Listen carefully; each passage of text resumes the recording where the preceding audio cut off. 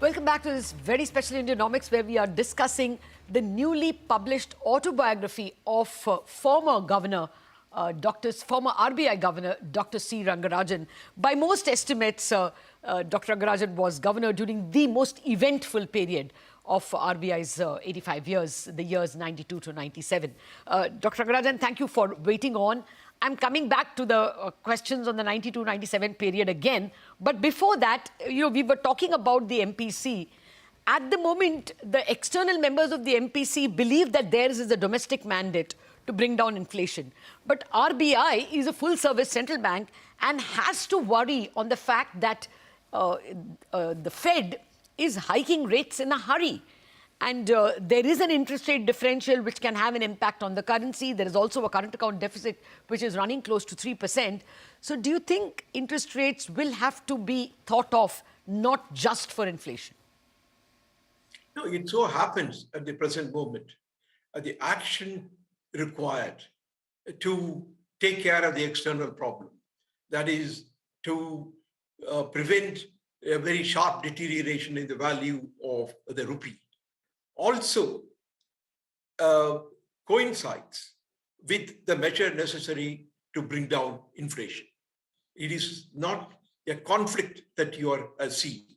Therefore, in my opinion, the objective of trying to bring down inflation coincides with the objective of also acting on the external value of the rupee.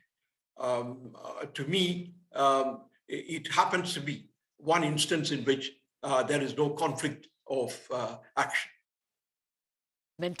I agree with you, though it appears that some of the members of the MPC in their previous minutes sounded a bit dovish. There is another part in your ruminations chapter, the last chapter, where you are worrying about growth. You point out that, the reforms did usher in a higher level of growth. From 3.5%, we came to 5 to 6%, and then to 7 to 8% in the 2000s. But you're worrying that that trend is speaking off? Yes, I think as I point out in the book, the reforms should normally create a climate for investment, a climate for accelerated growth. Post 2011-12, the growth rate of the economy has been sliding. Initially, one could understand it because there is always a cyclical phenomenon in every economy. When an economy reaches the peak, and then for a time, the economy also slides. But it has continued for a longer time. Perhaps the downturn could have been managed better. One significant thing that has happened is post 2011-12, the investment rate has been coming down. And that is really the key for economic growth. Therefore, the investment is the driver of economic growth. We need to address this issue quite strongly. The investment rate now, or the gross fixed capital formation rate, is only about 28.8%. But we were at one time well beyond 33%. But even beyond 2012-13, it was 33%. It's a significant decline from that. Therefore, my concern is that while normally reforms should be creating an appropriate climate for investment, it has not happened. And therefore, while reforms create the necessary conditions for economic growth, but they are not sufficient. We need to really operate the system in such a way that the appropriate investment climate is nurtured, and it requires macro level and sector-wise level concentration of ideas. You actually refer to a great deal to even social cohesion, and whether that is lack of social cohesion is impeding investment. I wish I had the time to discuss that as well. But let me come to the issue of bank public sector bank and their listing. I remember during those times you had, I think it was you who had once told us that when you asked for the listing of the banks, divestment of government stake from 100 to maybe 90 or 85, there was a lot of political opposition? Yes, I mean,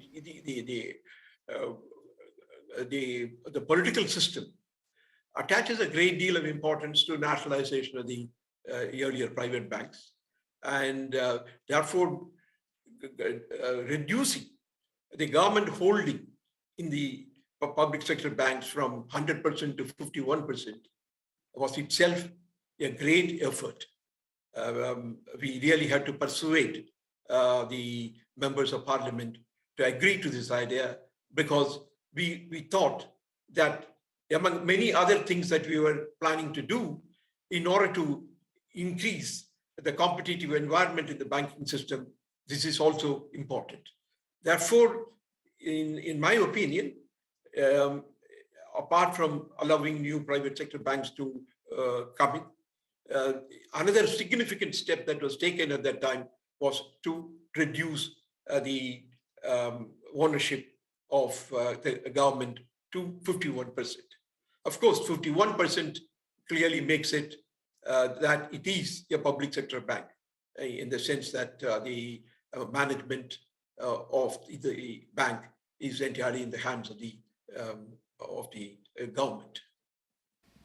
That's a fair point. I mean, and here's where we have, I would have liked to get your views on privatization of public sector banks, which doesn't seem to be going anywhere, but we may not have time for that. I wanted to ask you about another point which I didn't see much in your ruminations chapter.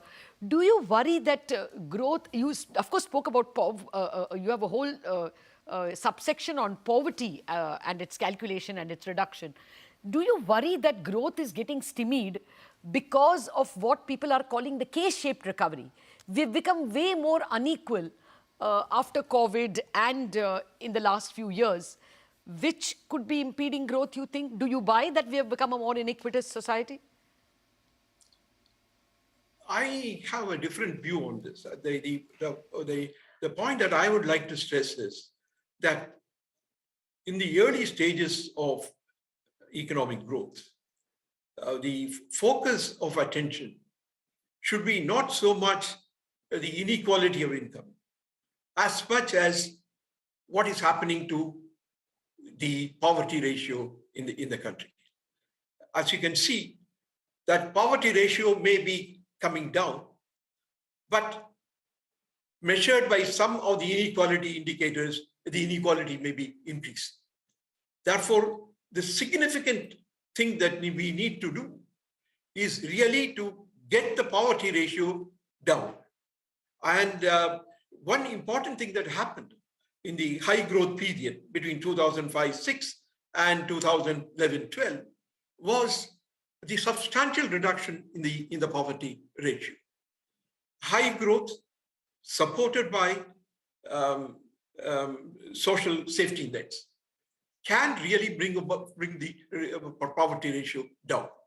I am afraid that since the growth rate has slowed down after 2011-12, and as a consequence of it, perhaps the poverty ratio is not coming down in the way in which it was coming down during the earlier period.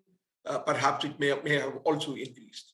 It is that is the one that we need to worry about. High growth gives two opportunities. One, there is a trickle-down effect anyway. May not be that strong. It depends upon how the growth process takes shape. But another thing, the higher the rate of growth of the economy, the higher the resources that are available to the government, and therefore the capability to install and provide social safety nets increases. Look at it. It is the period during 2005-06 to the 2011-12, we introduced the Rural Employment Guarantee Scheme. The extended food security system was also introduced during that period. Therefore, high growth accompanied by a policy of installing social safety nets will bring down the poverty ratio. And I would really emphasize that the focus of attention now must be on poverty ratio. Well, it is, I guess, because the government has the Pradhan Mantri Anna Yojana. So they are paying some attention to that. Maybe I should squeeze one last question, sir. You are speaking about states should be given the right for income tax. Are you in favor of it? You discuss it at one point. See, the point really is that we are all discussing about how the vertical imbalance can be filled and how certain states have to be given additional support because of the status of the states in terms of per capita income.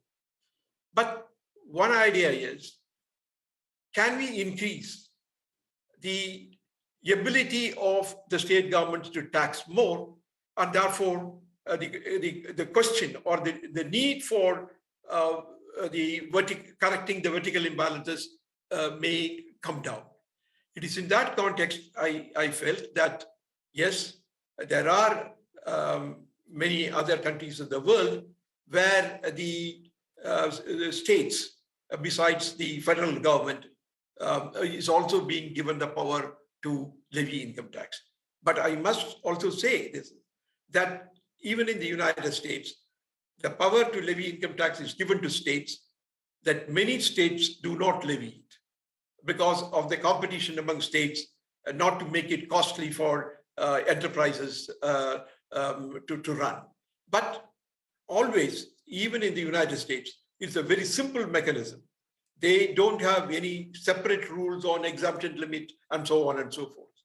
What they do is they take the taxable income as determined by the rules of the federal government and add a tax on it. Therefore, the return that you file for the state governments is only one page.